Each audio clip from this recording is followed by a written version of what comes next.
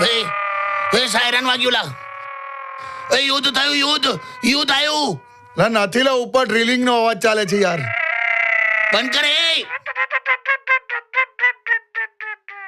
શું ગભરાઈ ગયા તમે? પપ્પા મને એવું થયું અત્યારે માહોલ એવો છે ને યાર. શું માહોલ? અત્યારે માહોલ તો વેકેશન નો છે કાકા. ના કશે ના જવાય. ફરવા જવાય જ નહીં યાર. કેમ ના જવાય?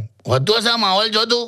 હમણાં બધા ભાઈબંધો કહેતા હતા કે કાશ્મીર જઈએ ફરવા. અત્યારે જવાય? પાછું ચાલુ થઈ ગયું, લોકો જવા માંડ્યા. હમણાં તો ઘણા ફોરેનર પણ આવે. બે હું ના કરતો. પછી મને પણ એવું થયું કે થોડુંક રિસ્કી થઈ જશે, તો પછી અમે ઉત્તરાખંડનું ફાઇનલ રાખ્યું. એ બહુ મોંઘું છે. 10 રૂપિયાની મેગી 100 રૂપિયામાં વેચે છે. એટલે ભલે 10 ની મેગી હોમાં મળે, પણ હેમ ખેમ પાછા તો આવાશે ને. એ ખરું. તો પછી ચાલો તમે પણ. ના મને ના એવું ફોર્સ ના કરીશ.